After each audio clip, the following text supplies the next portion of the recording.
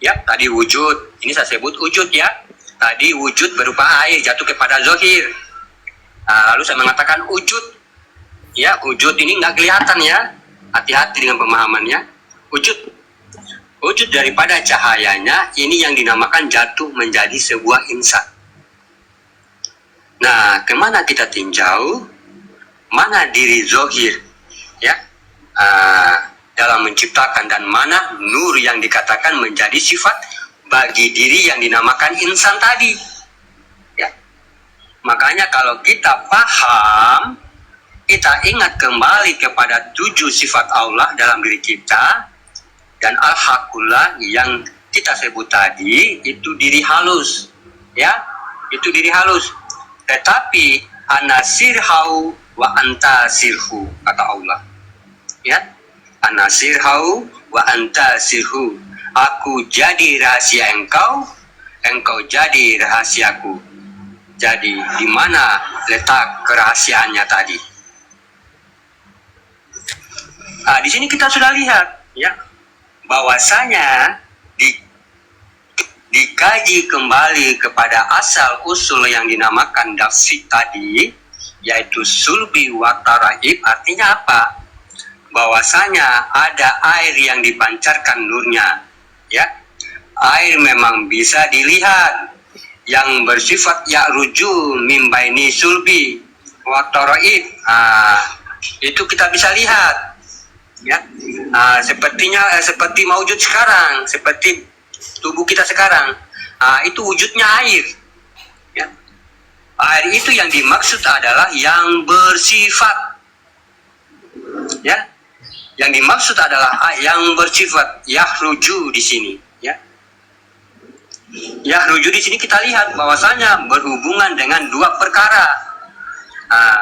Mana air yang bersifat wataraib, yahruju tadi, dan dimakomkan berupa sulbi. Sulbi ini adalah suatu nur ya, suatu batin yang ada di dalam cahayanya Allah.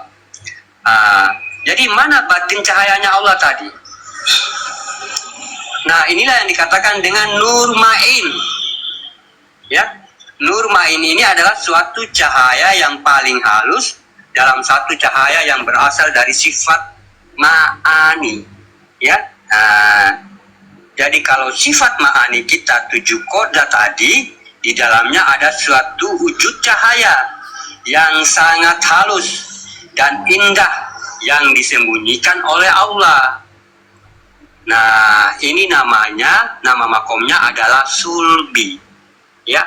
Sulbi ini adalah batin Allah yang mewujud kepada manusia, yang mana tidak semua orang tahu ya, yang bersaksi di dalam syahadat tersebut ya. Tapi yang diperlihatkan oleh Allah yaitu yahrujuhnya, yang diperlihatkan yaitu yang sifat airnya. Jadi terdapat satu rahasia Allah ya, ada di dalam kodat Allah, kodat aku semata tadi ya. Mana kodat Allah, kodatnya aku?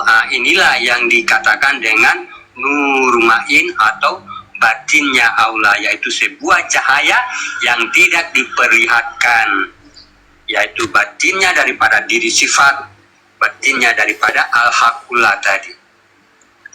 Jadi batinnya itu dinamakan makomnya sulbi ya.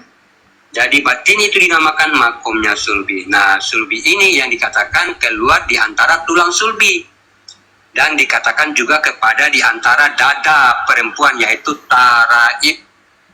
Dari dada taraib tadi ada air yang dinamakan yahruju, atau dikatakan air susunya ibu. Nah, ini yang menjadi jasad bagi kita ya.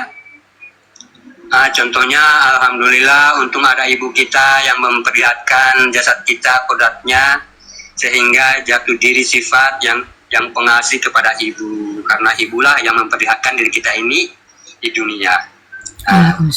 Yaitu jatuh pada sifat rahimnya. Inilah yahruju yang wataraib. Itulah air susu, tetapi kodatnya ke laki-laki ya. Makanya laki-laki itu imam ya. Jadi kita kembali mengingat daripada sifat ma'innya ya. Apa ma'in? Ini yang dikatakan ma'ani. Ma'ani ini kodratnya mani bagi laki-laki. Inilah yang ketemu. Jadi yahruju ini air susu dengan ibu dan air yang sawat atau air mani tadi, sahabat beriman.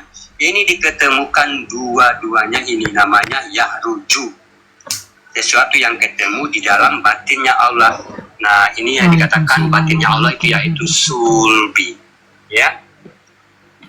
Jadi yang jatuh pada insan inilah dinamakan nur ma'in. Di dalam nur ma'ani tadi. Nur ma'in inilah nur ma'ani inilah nur ma'in yang ada di dalam sifat ma'ani. Jadi 7 kodrat ini dia memiliki sifat keumatan yang disembunyikan. Inilah manusia yang bersaksi di dalam syahadat. Berarti yang dikatakan keinsanan itu yang dikatakan nur ma'in. Diri keinsanan. Yang mana diri keinsanan adalah nur ma'in. Itulah yang bersaksi. Yaitu kodrat, iradat, samad, basat, kalam, hayat. Itu diri halus. Itu yang bersyahadat tuh. Ya, ini yang dikatakan kan keinsanan bagi Allah. Ini yang dinamakan nur ma'in, ya, atau di dalam nurnya ma'ani, ya. Dialah yang bisa mengikuti perkembangan tuh di dalam sulbi, ya. Dia mengikuti perkembangan janin itu, ya, dari pertama dari darah menjadi daging dia berproses lagi menjadi maujud, ya, maujud di situ langsung dikasih dikasih kaki, tangan dan macam-macam sampai dia sempurna dan akhirnya ditiupkan 7 tadi, ya, atau ruhnya atau diri halus. Lalu bagaimana terjadinya wujud Allah menjadi Tuhan, ya, dan terwujudnya nur sifat batin Allah yang bernama insan, yang berusul daripada nur ma'in. Nur ma'in ini adalah ain, yaitu pandangan, ya. Sebuah wujud hanya sebuah pandangan yang berupa cahaya nur ma'in. Ya, nur ma'in itu yang mewujud jasadnya. Setelah meminum air susu ibu dan berasal daripada yahruju, sifat ma'ani, air mani bagi laki-laki, ya. Inilah yang dikatakan rohmani rahim, ya, rohmani rahim, yaitu sebuah ruh yang mewujud pada sebuah rahimnya ibu. Inilah sulbi dan kolbi, ya. Makanya jarang kajian ini dicari, ya. Kenapa? Kalau dititik secara ilmu kedokteran, sahabat beriman, tulang sulbi ini tidak pengaruh apa-apa, ya, dalam tubuh. Tidak ada kaitan tulang sulbi dalam perjalanan kesehatan. Tetapi sesungguhnya dia tidak bersekutu dengan sifat kemanusiaan. Itulah yang dikatakan nur ma'in atau diri keinsanan, ya. Diri keinsanan yang itu yang dikatakan keumatan bagi diri kita, ya, kehambaan bagi diri kita, ya. Dan diri yang artinya yang halus tadi atau dikatakan ruhmani, rahim, yaitu sebuah ruh yang mewujud kepada sebuah rahimnya ibu. Itulah diri yang disembah atau sudah sempurna kejadiannya, maka kutiupkan ruhku dan sujudlah kamu kepadanya. Berarti di situ hanyalah dia semata, yang hamba juga dia, yang Tuhan juga hanya dia. Yang hamba yang mana? Yang hamba adalah sifat keinsanan bagi dia, yang artinya yang sudah kelihatan ini, ya, yang sudah mewujud ini adalah sifat kehambaan bagi dia, dan yang melihat semua ini adalah diri ketuhanan bagi dia, atau dikatakan ruhani bagi kita, atau dikatakan artinya ruhnya Allah, ya. Itu yang ditiupkan, itulah yang Tuhan bagi diri kita. Lalu dia bersifat inilah artinya dia menghendaki dirinya, ya. Yang melayani, yang bergerak inilah kehambaan bagi dirinya, atau dikatakan sifat tadi, ya, atau dia sudah bersifat kepada zatnya. Dia sudah bersifat kepada zatnya sehingga zatnya ini mengikuti kehendaknya, ya. Dia patuhi apa yang dilarang, ya, artinya dia menjauhi apa yang dilarang, mematuhi apa yang diperintahkan. Ini kehendaknya dia mau, dia ngikut. Inilah diri kehambaan. Sedangkan yang menggerakkan semua itu adalah dirinya semata. Ya, dirinya semata itulah yang dikatakan diri halus tadi. Ya, diri halus. Coba kalau kita mau makan, di situ ada keinginan kan? Keinginan itulah yang diri ilah, yang mengambil, yang sesuatu itu yang sudah melengkapkan itu adalah diri kehambaan bagi dirinya. Ya, jadi kalau kita mau mengatakan diri keinsanan itu sebenarnya sudah dirinya juga, ya, atau diri kehambaan itu sudah dirinya. Tapi dia bagaimana untuk dilayanin diri keinsanannya semata untuk menjadi Tuhan di situ. Ya, berarti hamba ini dan Tuhan ini adalah dirinya semata. Makanya dia adakan diri kehambaannya biar dia dilayanin sebagai Tuhan. Ya, atau dikatakan biar itu dia hambanya ini mengikuti apa yang dia katakan, apa yang dia mau. Contohnya saya mau ke pasar, itu yang kehendaknya itulah dia. Ya, tapi harus mengikutinya, kita harus mengikuti itu kehendaknya. Kita ke pasar tuh. Tiba-tiba juga kita melihat barang orang atau barang-barang yang berharga di jalan. Ya, itu dia mengatakan kehendaknya tuh jangan ambil. Tapi kalau kita tidak memahami kehendak ini, tidak takut dengan kehendak ini, kita akan mengambil. Seharusnya yang hamba ini harus mengikuti. Ya, harus mengikuti gerakan ini. Tidak boleh. Itu sudah tahu. Dia sudah ngomong tadi, jangan ambil itu barang orang. Itu sudah dikatakan pencurian. Tapi kita mengambil di situ. Sebenarnya harusnya kehambaan ini harus ngikut dia. Harus ngikut apa yang muncul dalam keinginan tadi, kehendak bagi dia tadi. Inilah hamba, hamba dan Tuhan. Begitu juga dalam sholat. Ya. Jadi sebenarnya diri keinsanan itu adalah dirinya juga sendiri, dan ruhmani juga itu adalah dirinya sendiri. Ya, sifat tadi ruhmani ini sudah dia menjadikan, artinya dia yang 7 kodrat ini. Artinya nur insan ini dia artinya apa? Dia menghadiri mani ini, ya, untuk dia mani itu berkehendak. Artinya dia maujud. Berarti dari diri ruh mani, ya, atau diri main atau ma'ani, ya. Kalau makanya mani ini dia tidak akan bisa berbuat apa-apa kalau memang bukan kehendaknya dari ruh tadi. Makanya dia yang maujud itu, dia yang menyaksikan di situ, ya, dia yang membuat artinya penyaksian di situ, sehingga apa yang dilihat ini dia berproses di situ. Karena apa? Di situ ada ruhnya, ya, ruhnya inilah yang menyaksikan tuh, ya, menyaksikan mani ini dia berproses. Kalau mani ini tidak ada yang itu, ini dia tidak akan bisa hidup. Makanya kalau dalam ilmu kedokteran kadang-kadang katanya air maninya ini kental atau kayak gimana, ya, bukan masalah kental ininya. Makanya dikatakan orang tua itu masalah rezeki, ya. Mandul dan tidak mandul itu masalah rezeki. Kalau tidak menginginkannya, jadi dalam kata sehari-hari dikatakan mandul, atau kita itu laki-laki tidak sehat air maninya. Bukan masalah tidak sehatnya, tapi memang tidak dihadiri oleh Tuhan di situ. Artinya tidak mengizinkan. Seandainya kelahiran seandainya kelahiran bayi itu adalah kehendak orang tua, mungkin tidak ada yang mandul di dunia ini, ya. Tapi semua adalah kehendak Allah itu sendiri. Makanya hidupnya mani itu karena ada memang di situ ada rahasia bagi Allah untuk bagaimana menghidupkan mani ini menjadi satu darah sampai menjadi daging, dan dia berproses menjadi satu batang tubuh manusia. Itu semua ada dalam ketentuannya, ya. Jadi berarti dia memandang dirinya sendiri. Yang maujud ini, yang diri dia ikut kehendaknya tuh. Apa yang dia mau? Kamu harus berwajah begini, kamu harus berwajah cantik, kamu harus. Yang menyaksikan itu yang diri ilah tuh. Yang mengikuti ini adalah diri kehambaan. Dia ikut apa yang dia mau. Ya, dia mau wajah begini, kamu harus begini, dia ngikut. Ternyata yang diri kehambaan adalah dirinya juga, dan diri yang Tuhan adalah juga dirinya. Itulah dalam sholat, sahabat beriman, ya. Contohnya dalam sholat, ya, pas hati kita yang sudah tidak memiliki rasa, artinya hati kita ini sudah tidak memiliki rasa, memiliki tubuh zahir ini, baru kita mengangkat takbir, Allahu Akbar. Akbar itu kita memperlihatkan diri zohirnya, ya, ya, memperlihatkan diri zohirnya.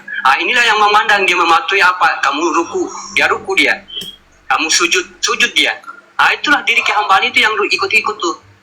Ya, yang ikut-ikut berarti dia digerakkan oleh ruh, ya, bukan tubuh jasad yang menggerakkan ruh. Makanya kita kebanyakan tubuh kita yang menggerakkan ruh, seakan-akan ruh itu adalah bukan yang menghidupkan kita, bukan yang menggerakkan kita. Gitu. Yang ikut, jadi kita ikut aja tuh. Dia sujud, kita ikut aja sujud. Dia duduk kamu, dia duduk dia. Begitupun juga dalam keseharian kita. Kalau lihat orang susah, lihat orang kayak gini-gini, itu pasti dalam hati kita itu nolongin dia. Itu diri ilahnya tuh. Iya, apakah ini si hamba ini mau? Ya, apakah dia mau ikut kehendaknya? Kehendaknya inilah yang dikatakan hamba, yang sifat juga itu dia. Yang artinya dia sudah bersifat kepada sifatnya, atau dia sudah bersifat kepada zatnya. Ya, zatnya ini yang mana? Yang ruh itu. Yang ruh batasan manusia itu adalah tubuh bagi kita. Gitu. Itu yang dikatakan ruh. Ruh itu artinya batasan. Ya, bukan dikatakan rohani, ruh. Disitulah ruh itu adalah yang terjadi. Saking enaknya sampai lupa aja. Sampai mana tadi? Apakah ini si hamba ini mau? Ya, apakah dia mau ikut kehendaknya? Kehendaknya inilah yang dikatakan hamba, yang sifat juga itu dia. Yang artinya dia sudah bersifat kepada sifatnya, atau dia sudah bersifat kepada zatnya. Ya, zatnya ini yang mana? Yang ruh itu. Yang ruh batasan manusia itu adalah tubuh bagi kita. Gitu. Itu yang dikatakan ruh. Ruh itu artinya batasan. Ya, bukan dikatakan rohani, ruh. Disitulah ruh itu adalah yang terjadi. Ya, kun fayakun. Yang jadi yang mana? Di dalam diri kita yang berkeinginan tadi, yang berkehendak. Itu yang kun. Yang jadi, semua terjadi. Yang semua terjadilah zahir kita ini. Berarti kita ini adalah alam. Ya, alam batasan. Alam batasannya ruh. Itulah zat. Ya, dikatakan zat kunal. Kalau kita berbicara tentang zat kunal dia. Yang di dalam adalah zat kunal. Kun fayakun, dia di dalam kunnya terjadilah batang tubuh kita ini fayakun. Begitupun juga proses alam dengan manusia. Pas manusia ini sudah ada, itu namanya kun. Alam semesta, jadilah alam semesta. Fayakun, ya sudah terjadi itu. Sudah ada hewannya, tumbuh-tumbuhannya. Itulah kekuasaannya Rabbil Alamin. Itulah yang hamba. Ya, makanya dikatakan kekuasaan. Berarti tubuh ini adalah kekuasaannya tuh. Ya, tubuh ini kekuasaannya tuh. Dia mampu menggerakkan tubuh ini. Itu kekuasaannya. Dia mampu, dia menggerakkan dengan kehendaknya. Ya, dia mampu dia menggerakkan dengan kehendaknya. Jadi dia hanya mampu menyaksikan dirinya sendiri bahwa dirinya ini dilayani oleh sifatnya yang mutlak. Dia mampu dilayani oleh kehendaknya sendiri. Makanya dia menikmati diri ketuhanannya. Ya, kamu sholat, dia ikut sholat itu hambanya. Dia mengikuti kehendaknya, dia tidak ikutilah dia. Makanya itulah yang dikatakan ihdinas siratal mustaqim. Sesungguhnya dia itulah jalan yang lurus bagimu. Ya, gitu. Makanya dia selalu berkeinginan yang baik-baik kepada manusia tuh. Ya, tapi selalu dicampuri dengan keakuan diri kita. Kamu ngambil aja deh. Ya, walaupun kita sudah melihat itu barangnya orang. Kenapa? Pandangan ini tidak akan bohong, karena itu adalah arasnya, kekuasaan bagi dia. Ya, dia tidak akan bohong. Apa yang kita lihat, dia pasti akan membenarkan itu barangnya orang. Ini. Tapi karena kita melawan dengan kehendaknya, melawan dengan keinginannya, kita mengambil atau berbuat sesuatu yang perbuatan maksiat. Terjadilah dosa. Kenapa dosa? Karena kita membawa kehendaknya, kita membawa hidupnya, kita membawa zahirnya di situ. Seharusnya dia ini, hamba ini harus mengikuti terus, mengikuti apa yang dikehendakkan oleh orang tadi. Ya. Apa yang diinginkan, apa yang dikehendakkan oleh Tuhan tadi. Makanya hanya dia semata. Ini yang dikatakan diri kekuasaan. tubuh tuh, dari ujung ubun-ubun sampai kaki itu dikatakan Robbil Alamin, kekuasaannya. Kalau memang ini adalah kawasan kekuasaannya, seharusnya dia mengikuti apa yang berkeinginan di dalam dirinya. Kalau kita makan, duluan mana? Makan dengan ngambil nasi. Tentunya duluan berkeinginan. Berkeinginan itulah yang dirinya semata. Makanya keinginan itu dilayani oleh kehendaknya. Dia ngambil piring tuh, ya, dia nyuap tuh, masukkan dalam mulut. Ya, yang siapa yang perintahkan dia? Keinginan. Yang merintahkan dia keinginan. Makanya begitu. Ada Pak Hamba, maaf Pak Hamba nggak lihat. Mbak Heni tak turunkan dulu ya. Maaf cantik. Naik Pak Hamba. Maaf aku nggak ngeliat.